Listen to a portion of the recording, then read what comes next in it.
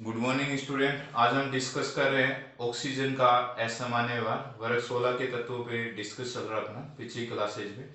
तो सबसे पहले बताएंगे कि समूह 16 में हम डिस्कस कर रहे हैं ऑक्सीजन, सल्फर, सेलुरियम, टेलुरियम, पोलेनियम। तो ये ऑक्सीजन का असामान्य व्यवहार क्यों है? अपने वर्ग के सल्फर, सेलुरियम, टेलुरियम, पोलेनियम। तो सिंपल थ्योरी हम कह सकते हैं कि ऑक्सीजन के छोटे आकार, उच्च विद्युत ऋणता, उच्च आयनन एंथैल्पी एवं डी कक्षकों की अनुपस्थिति के कारण यह अपने वर्ग के अन्य तत्वों से असामान्य व्यवहार प्रदर्शित करता है। तो अपन थ्योरी क्या लिखने वाले? ऑक्सीजन के छोटे आकार,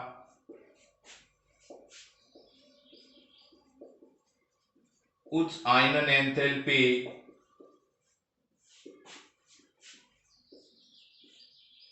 उच्च विद्युत ऋणता एवं डी कक्षकों की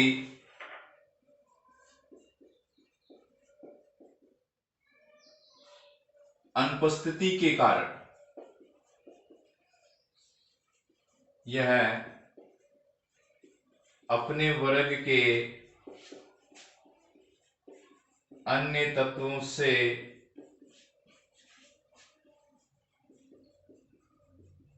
असामान्य व्यवहार प्रदर्शित करता है। इसके कारण इसमें कुछ अलग प्रॉपर्टी आ गई है कि ऑक्सीजन के छोटे आकार एवं उच्च विद्युत ऋणता के कारण जल में H बंध उपस्थित होता है, अतः H2O द्रव है। एक इंपॉर्टेंट क्वेश्चन है कि H2O लिक्विड क्यों है? ऑक्सीजन के छोटे आकार एवं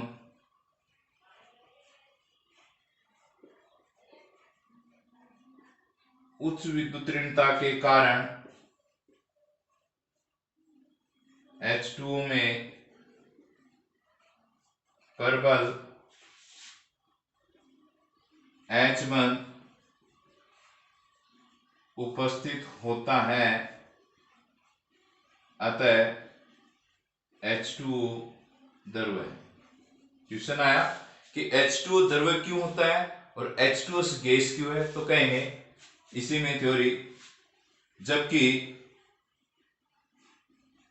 H2S में H बंध की अनुपस्थिति के कारण यह गैस है। तो ये जो प्रॉपर्टी आई है ये ऑक्सीजन के छोटे आकार और उच्च विद्युत ऋणता के कारण ऐसा हुआ है। एक और इसके अंदर पॉइंट है कि ऑक्सीजन के या डी कक्षकों की अनुपस्थिति के कारण ऑक्सीजन की अधिकतम संयोजकता 4 हो सकती है, लेकिन मतलब 4 बॉन्ड बना सकता है नाइट्रोजन की तरह, लेकिन ऑक्सीजन के 2 से अधिक बॉन्ड देखने को नहीं मिले हैं। तो कह सकते हैं डी कक्षकों की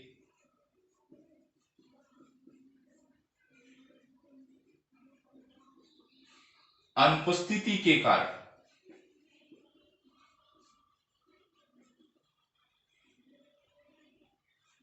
ऑक्सीजन की अधिकतम संयोजकता 4 हो सकती है, लेकिन व्यवहार में 2 से अधिक संयोजकता दुर्लभ है। लेकिन व्यवहार में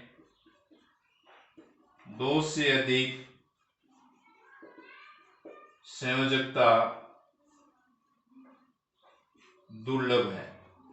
जैसे H2O में ऑक्सीजन की संयोजकता कितनी हुई? 2 हुई। बाकी और बात करें तो वर्ग के अन्य तत्वों की संयोजकता 4 से अधिक हो सकती है। अन्य तत्वों की संयोजकता 4 तक हो सकती है या 4 से अधिक।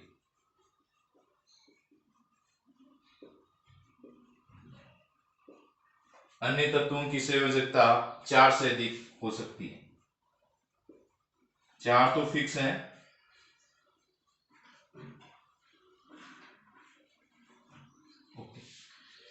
वर्ग 15 में हमने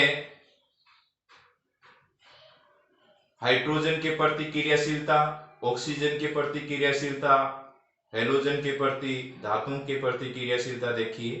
वैसे ही वर्ग 16 के तत्वों के भी हाइड्रोजन के प्रति क्रियाशीलता, ऑक्सीजन के प्रति क्रियाशीलता और हेलोजन के प्रति क्रियाशीलता के बारे में स्टडी करें। देखें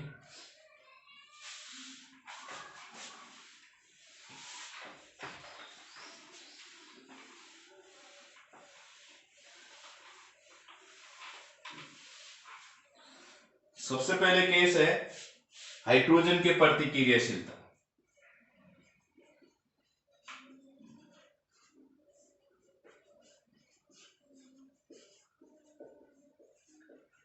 reactivity toward of hydrogen.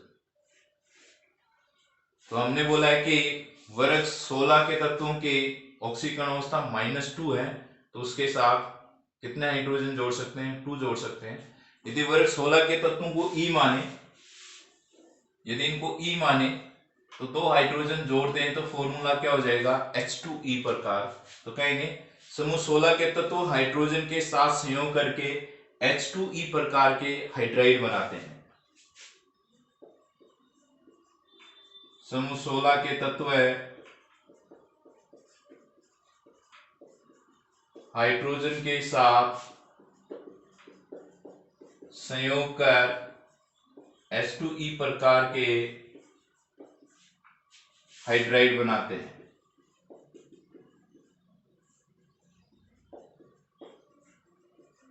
H2E प्रकार के हाइड्राइड बनाते हैं। कौन कौन से बनाएंगे? तो H2O, H2S, H2SE, H2TE, H2PO, जिनका नाम यहां लिखेंगे वाटर, यहां लिखेंगे हाइड्रोजन सल्फाइड,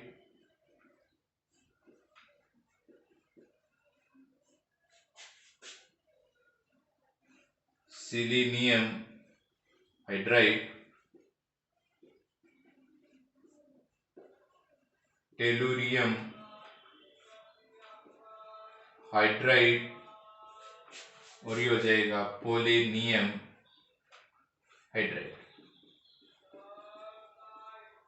यदि बात करें इनमें तो ये वाला अनस्टेबल है, क्योंकि पोलेनियम एक रेडियोधर्मी धातु है जिसका हाफ लाइफ 13.8 डे है, इसलिए इसका यदि कोई कम हाइड्राइड बनता भी है तो लंबे समय तक स्टेबल नहीं। तो जो भी हम प्रॉपर्टी डिस्कस करेंगे उन 4 एलिमेंट के बारे में डिस्कस करेंगे।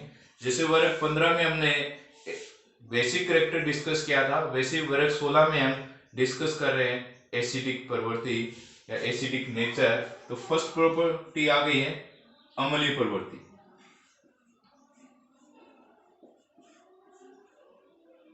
एसिडिक नेचर क्या है?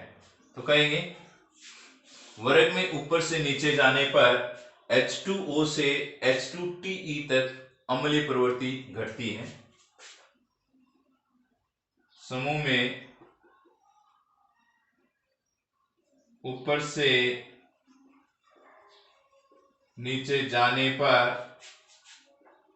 H2O से H2TE तक अम्लीय प्रवृत्ति घटती है। अब क्यों हुई है? क्योंकि समूह में ऊपर से नीचे जाने पर केंद्रीय परमाणु का आकार बढ़ता है, जिसके कारण केंद्रीय परमाणु और हाइड्रोजन के बीच डिस्टेंस बढ़ जाती है। अतः इस बंध को तोड़ने के लिए ऊर्जा की आवश्यकता कम पड़ती है, अतः H+ आसानी से रिमूव हो जाता है। ओके,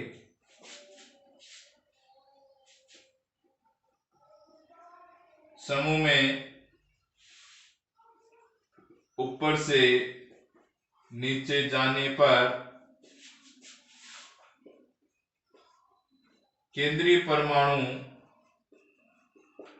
का आकार बढ़ता है, जिससे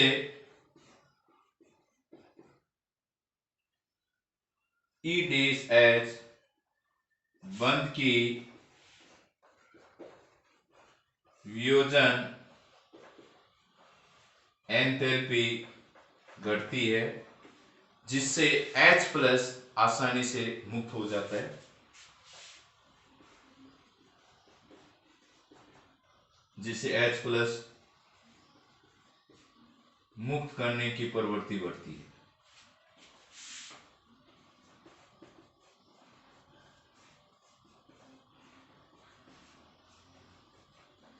ओके, सेकंड डिस्कस कर रहे हैं इसका गलनांक क्वोथनांक प्रॉपर्टी।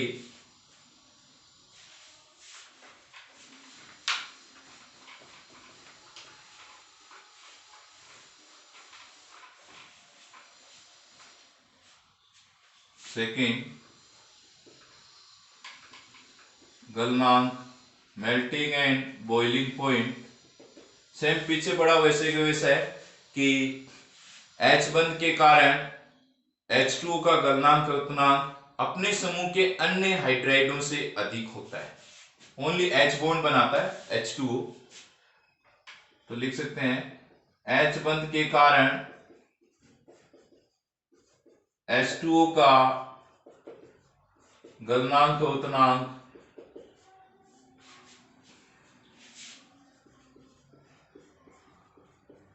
अपने समूह के अन्य हाइड्राइडों से अधिक होता है।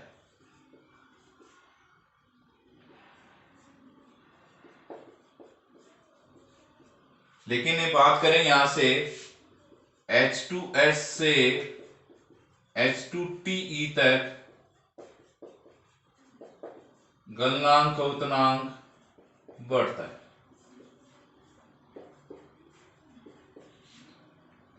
सी डिस्कस कर रहे हैं तापीय स्थायित्व, थर्मल स्टेबिलिटी।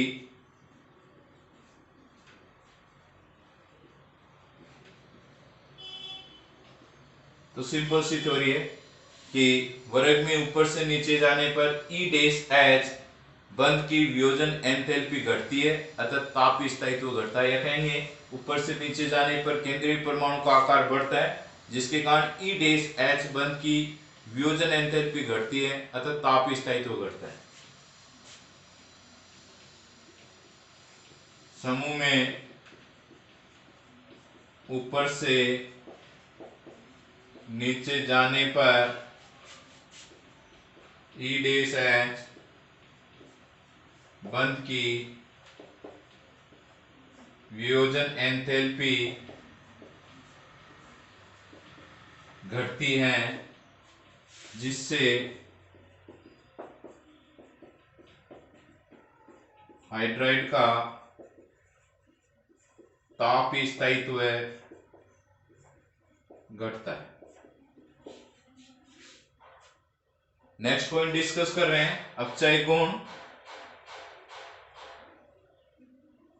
अपचायिक प्रवृत्ति। सिंपल सी थ्योरी है, H का त्याग कहलाएगा ऑक्सीकरण, ऑक्सीकरण को कहेंगे अपचायिक। तो H2O अपचायिक के रूप में कार्य नहीं करता। H2O अपचायिक प्रवृत्ति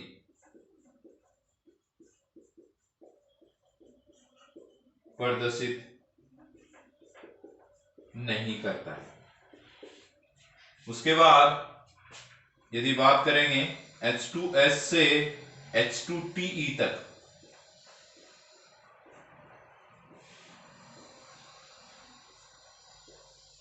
अपचायिक प्रवृत्ति बढ़ती है क्योंकि E डैश H बंध की वियोजन एंथैल्पी घटती है, क्योंकि E डैश H बंध की वियोजन एंथैल्पी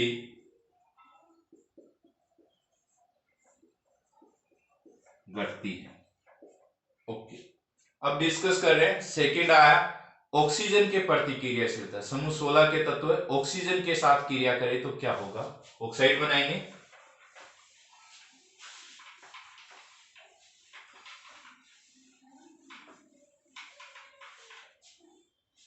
नंबर 2,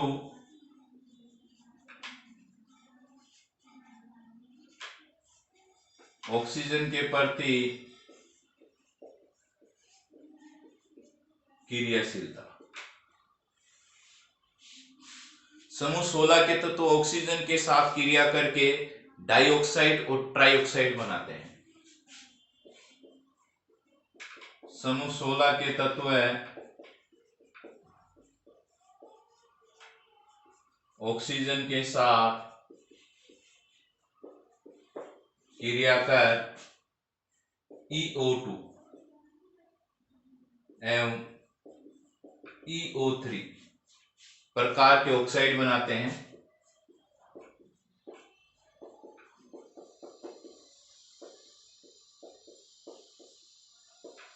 ओके, ये दोनों प्रकार के ऑक्साइड अम्लीय होते हैं। ये दोनों प्रकार के ऑक्साइड अम्लीय होते हैं।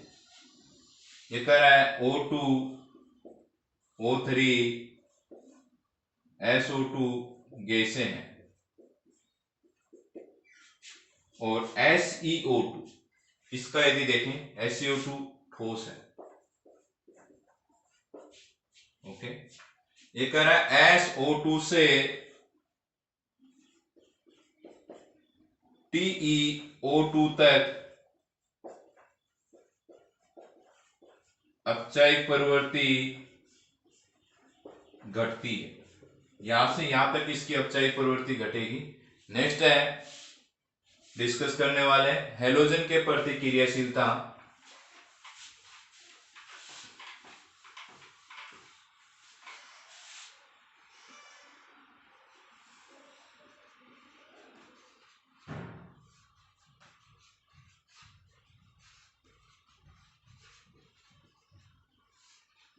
हैलोजन के प्रति क्रियाशीलता, तो समूह 16 के तत्व है हैलोजन के साथ क्रिया करेंगे तो +2 +4 +6 अर्थात EX2, EX4, EX6 प्रकार के हैलाइड बनाते हैं। समूह 16 के तत्व है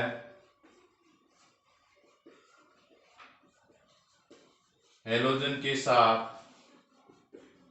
क्रिया कर EX2, EX4 एवं EX6 प्रकार के हैलाइड बनाते हैं। इनमें EX6 प्रकार के हैलाइड सर्वाधिक स्थायी है। इनमें EF6 प्रकार के हैलाइड यानी F के साथ जो हैलोजन जुड़ F हैलोजन के रूप में लेंगे वो ज्यादा स्थायी हैलाइड स्थायी। यदि इसकी बात करेंगे, इसका संकरण sp3d2 होता है। इस प्रकार के हैलाइड का ये रंगहीन होते हैं। इनकी ज्यामिति अष्टफलकीय होती है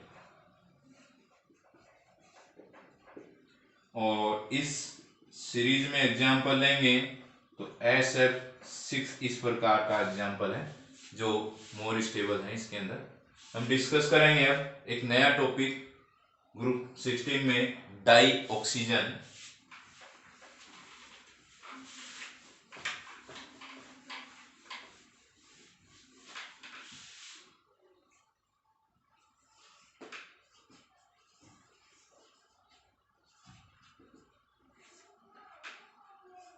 O2 ऑक्सीजन को कैसे बनाया गया तो सर्वप्रथम बताएंगे सीले ने सर्वप्रथम 1772 में मरकरी ऑक्साइड को गर्म करके ऑक्सीजन प्राप्त की। सीले ने सर्वप्रथम 1772 में HgO को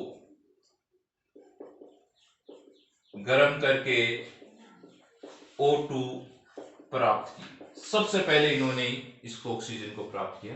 फिर हम डिस्कस कर रहे हैं विल्सन प्रिपरेशन।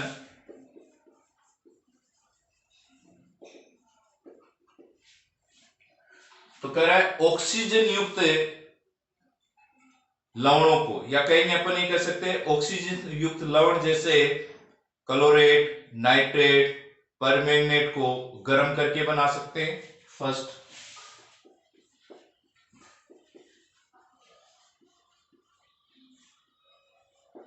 ऑक्सीजन युक्त लवणों जैसे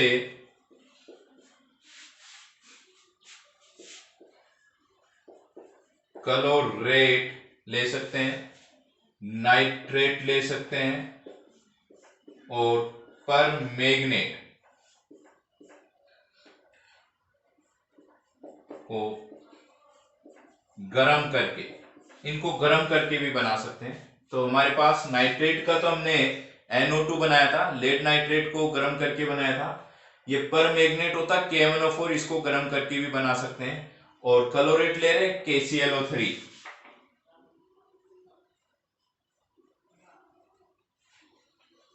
यदि MnO2 की प्रेजेंस में इसको हीट कर देंगे तो यहां से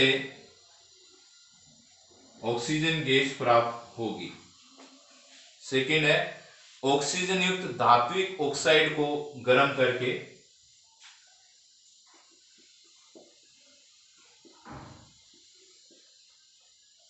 ऑक्सीजन युक्त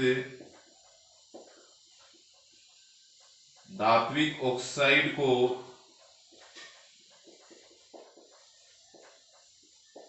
गर्म करके, तो सबसे पहले ऑक्साइड ले रहे हैं Ag2O को गर्म करके प्राप्त कर सकते हैं। HgO को जैसे सीले नहीं किया था, सेम वही रिएक्शन है। एक रेड लेड होता है Pb3O4 जिसे सिंदूर कहते हैं, ओके। एक होता है PbO2 लेड ऑक्साइड, इनको गर्म करके तो ये टूटेगा Ag प्लस O2 में। ऑक्सीजन के 2 चाहिए तो यहाँ पे 2 लगा लेंगे, तो कितने हो गए सिल्वर के 4। ऐसे ही Hg की बात करें तो हो जाएगा 2Hg प्लस O2, ये हो जाएगा 2, तो लिखेंगे 6Pb प्लस 4O2, ये लिख सकते हैं 2PbO plus O, okay. Third हम ले रहे हैं H2O2 के विघटन द्वारा।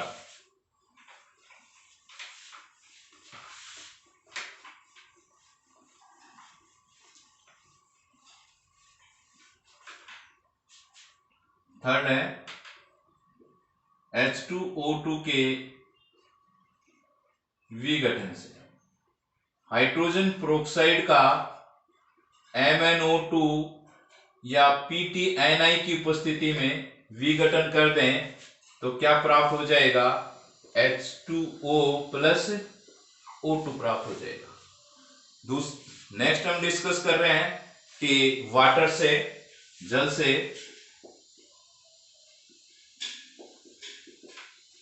तो जल की बात करेंगे तो आप ये सोचेंगे वाटर ये है, विद्युत अपघटन करवाएंगे तो ये प्लस वाला कहां जाएगा, एनोड पे जाएगा,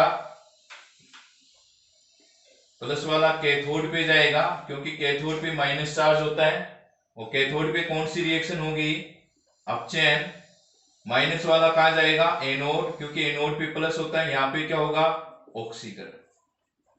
तो करेंगे जल का विद्युत अपघटन करने पर एनोड पर ऑक्सीजन और कैथोड पर H2 गैस प्राप्त होती है।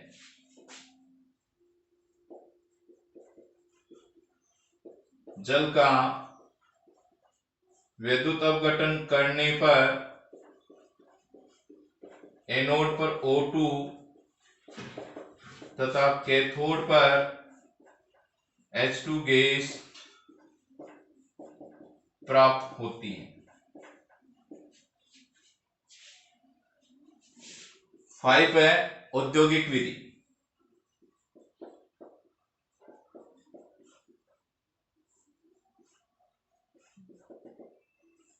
औद्योगिक रूप से O2 को Y से प्राप्त करते हैं।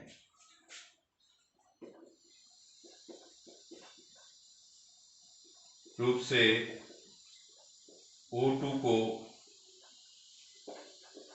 Y से प्राप्त करते हैं। ओके, सबसे पहले वायु में से CO2 और जलवाष्प हटाते हैं। सबसे पहले वायु में से CO2 तथा जलवाष्प हटाते हैं। इसके पश्चात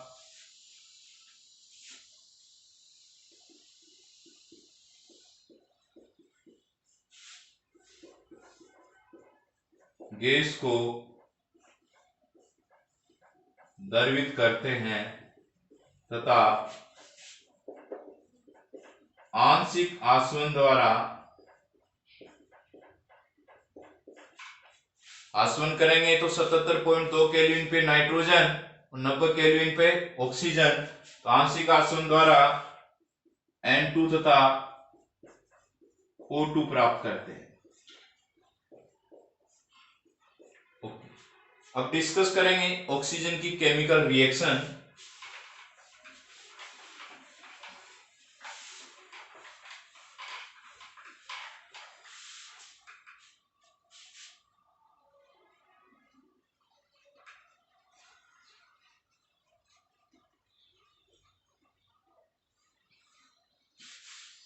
तो सबसे पहले डिस्कस करेंगे O2 की प्रकृति अनुचुंबकीय होती है, क्योंकि इसके इलेक्ट्रॉनिक विन्यास में P में 4 इलेक्ट्रॉन होते हैं, अर्थात P में 2 अयुग्मित इलेक्ट्रॉन होने के कारण इसकी प्रकृति कैसी होती है, अनुचुंबकीय होती है।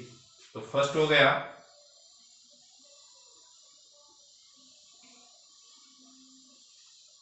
ऑक्सीजन की प्रकृति अनुचुंबकीय होती है। यदि कोई पदार्थ अनुचुंबकीय है तो सीधा सा अर्थ उसमें एक या एक से अधिक अयुग्मित इलेक्ट्रॉन होते हैं। सेकेंड है कि ऑक्सीजन कुछ धातुओं और उत्कृष्ट गैसों को छोड़कर सभी धातु अधातु के साथ क्रिया करके यौगिक बनाते हैं। नंबर 2, ऑक्सीजन कुछ धातुओं जैसे AuPt तथा उत्कृष्ट गैसों को छोड़कर लगभग सभी धातुओं एवं अधातुओं से क्रिया कर यौगिक बनाता है। सबसे पहले मेटल की बात करेंगे तो सोडियम ले लेंगे, कैल्शियम ले लेंगे, एल्यूमिनियम ले लेंगे, Fe ले लेंगे। ओके, नॉन मेटल में कार्बन ले लें, फास्फोरस ले लें, कंपाउंड में CH4 ले लें और ZnS ले लें। ओके, इन सबकी रिएक्शन ऑक्सीजन से करवाने वाले हैं।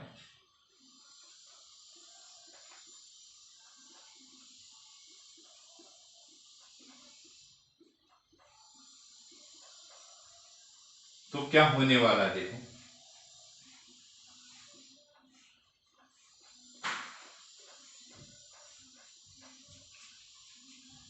Na पे +1 चार्ज होता है, O पे 2 माइनस होता है, तो बना देंगे Na2O। बैलेंस करने के लिए 4। ओके, कैल्शियम पे 2 चार्ज होता है प्लस का, तो सीधा लिख सकते हैं CaO। बैलेंस के लिए 2 2। एल्यूमिनियम पे 3 चार्ज होता है, तो लिख सकते हैं Al2O3। बैलेंस करने के लिए 2 3 4। सेम रिएक्शन Fe की भी है, Fe पे भी 3 प्लस चार्ज होता है, तो 2Fe2O3।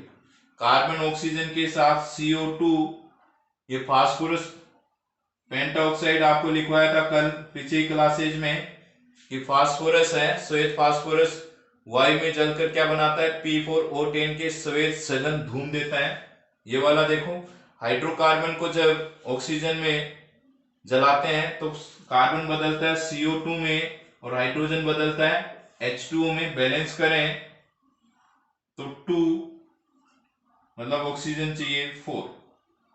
ये जिंक सल्फाइड बदलता है जिंक ऑक्साइड में, सल्फर बदलता है SO2 में। बैलेंस करने के लिए 2 3 2 2।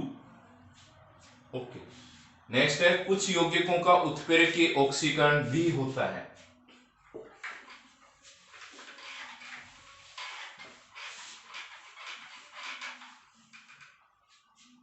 थर्ड रिएक्शन,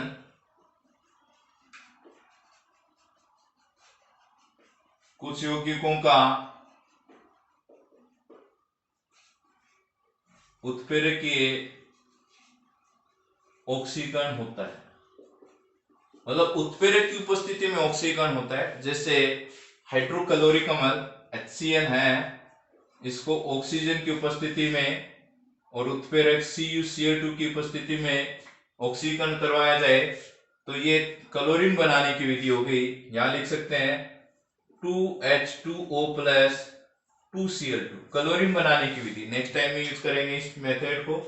और SO2 उत्प्रेरक की उपस्थिति में ऑक्सीजन के साथ क्रिया करके सल्फर डाइऑक्साइड बदल जाएगा सल्फर ट्राइऑक्साइड में। ओके, ये ऑक्सीजन यहां कंप्लीट होता है। अब नेक्स्ट टॉपिक के बारे में डिस्कस कर रहे हैं, ओजोन।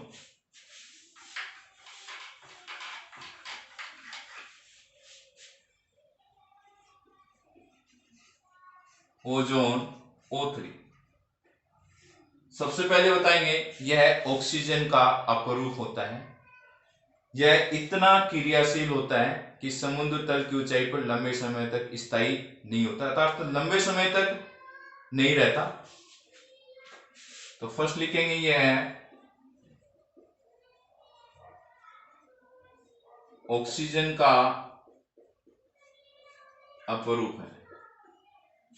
यह इतना क्रियाशील होता है या यह इतनी क्रियाशील होती है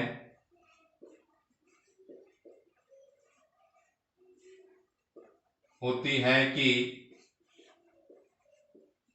समुद्र तल की ऊंचाई पर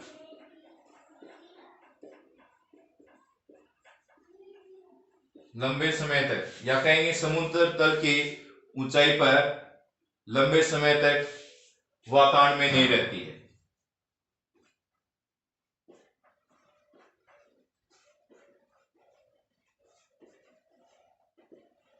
यह 20 किलोमीटर ऊंचाई पर लेवल से, समुद्र तल से 20 किलोमीटर ऊंचाई पर सूर्य के प्रकाश की उपस्थिति में ऑक्सीजन द्वारा बनती है। जब सूर्य का प्रकाश ऑक्सीजन पे गिरता है तो बनती है।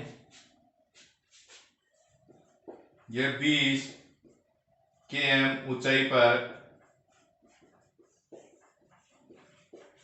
सूर्य के प्रकाश की उपस्थिति में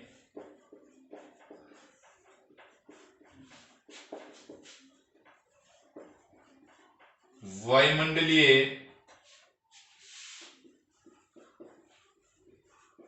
ऑक्सीजन से बनती है। मतलब बनेगी कैसे? जब ऑक्सीजन पे सूर्य का प्रकाश गिरता है तो ओजोन गैस बनती है। नेक्स्ट में बता सकते हैं कि ओजोन परत भूपृष्ठ को पराबैंगनी विकिरणों की या पराबैंगनी विकिरणों की अधिक मात्रा से बचाती है। ओजोन परत भूपृष्ठ को पराबैंगनी विकिरणों की अर्थात अल्ट्रावायलेट रेडिएशन विकिरणों की अधिक मात्रा से बचाती है। ओके, अब डिस्कस कर रहे हैं प्रिपरेशन कि ओजोन कैसे बनाया जाए।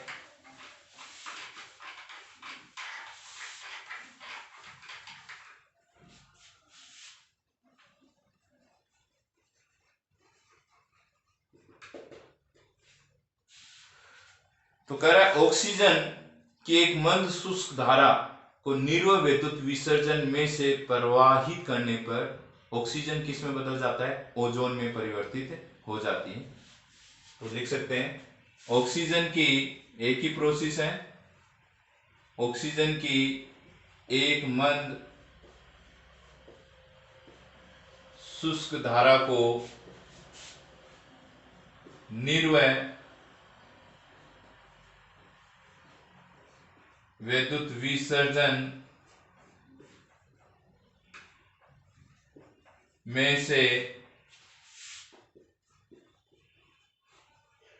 प्रवाहित करने पर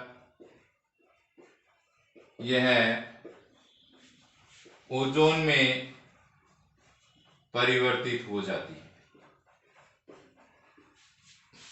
ऑक्सीजन ले लें,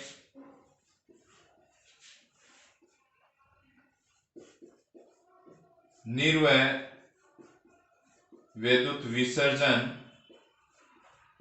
तो ये ओजोन में परिवर्तित हो जाती है, जिसके लिए एनर्जी अवशोषित होती है 142 किलोजूल मोल इनवर्स। तो ऑक्सीजन के एक मंद शुष्क धारा को निर्वय विद्युत विसर्जन में से प्रवाहित करने पर यह ओजोन में परिवर्तित हो जाती है। यह ऊष्मा शोषीय विक्रिया अपन कह सकते हैं, यह एक ऊष्मा शोषी प्रक्रम है, अर्थात ऊष्मा का शोषण होता है। अतः इसमें इसके विरचन के लिए निर्वय विद्युत विसर्जन की आवश्यकता होती है। तो थ्योरी होगी, यह एक ऊष्मा शोषी प्रक्रम है, अतः इसके विरचन के लिए निर्वय विद्युत विसर्जन आवश्यक है।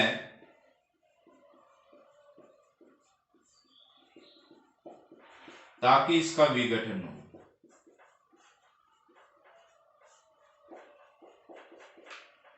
यदि आप देख रहे हैं रिएक्शन में 142 किलो जूल एनर्जी एब्जॉर्ब की जाती है।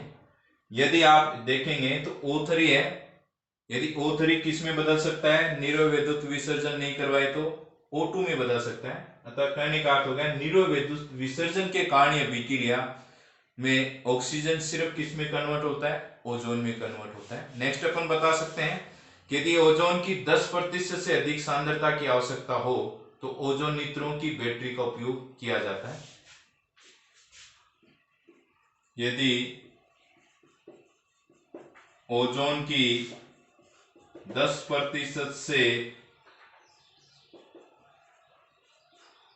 अधिक सांद्रता की आवश्यकता हो तो ओजोनित्रों की बैटरी का उपयोग किया जाता है। यदि 10% से अधिक ओजोन बनाना हो तो ओजोनित्रों की बैटरी का प्रयोग किया जाता है। और नेक्स्ट हम बता सकते हैं कि शुद्ध O3 को द्रव O2 से घिरे पात्र में संघनित किया जाता है तथा शुद्ध O3 को द्रव O2 से घिरे पात्र में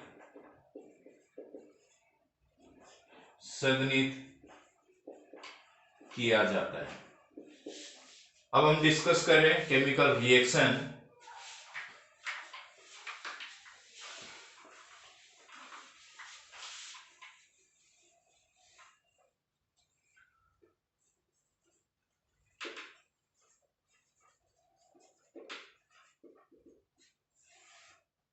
तो फर्स्ट ये बताएंगे कि ये तुरंत नवजात ऑक्सीजन देता है, अर्थात ये प्रबल ऑक्सीकारक। ऑक्सीजन का त्याग करने वाला क्या होगा? अपचयन, अर्थात ये प्रबल ऑक्सीकारक होता है। तो ये तुरंत नवजात ऑक्सीजन देता है, अतः ये प्रबल ऑक्सीकारक है। इंपॉर्टेंट लाइन है, ये तुरंत नवजात ऑक्सीजन देता है, अतः यह प्रबल ऑक्सीकारक है।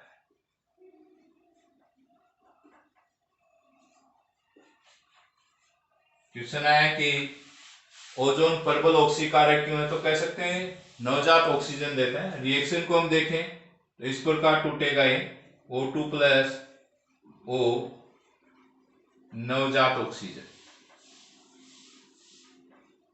यदि इसकी केमिकल रिएक्शन देखें तो एग्जाम्पल के लिए ये रिएक्शन आप एग्जाम में लिख सकते हैं कि PbS है, यदि उसकी ओजोन के साथ क्रिया करवा दी जाए तो लेड सल्फेट में,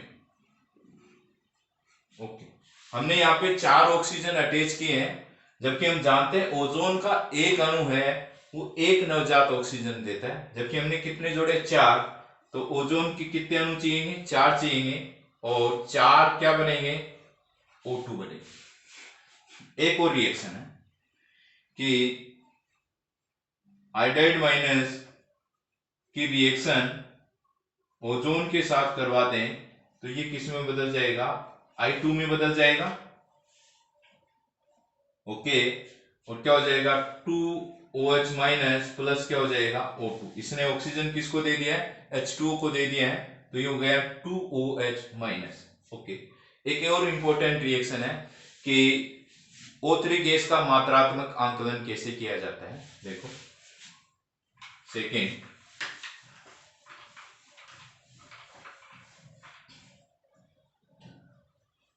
तो कह रहे हैं जब O3 बोरेट बफर जिसका pH कितना होता है 9.2 होता है, उसके साथ यदि Ki आदि के साथ क्रिया करवाई जाती है तो आयोडीन मुक्त होता है, और ये आयोडीन है मानक सोडियम थायोसल्फेट के साथ इसका अनुमापन करवाया जाता है, जिससे पता लगता है कि O3 का कितनी मात्रा में यहाँ पर उपयोग हुआ है।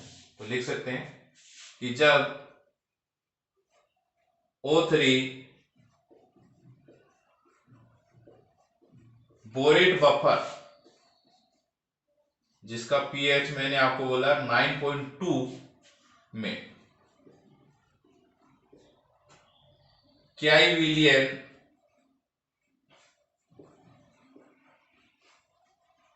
के आधिक्य से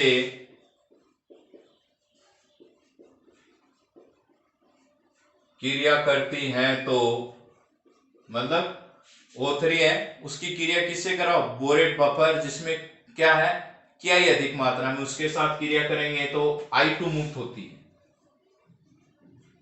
आयोडीन मुक्त होती है।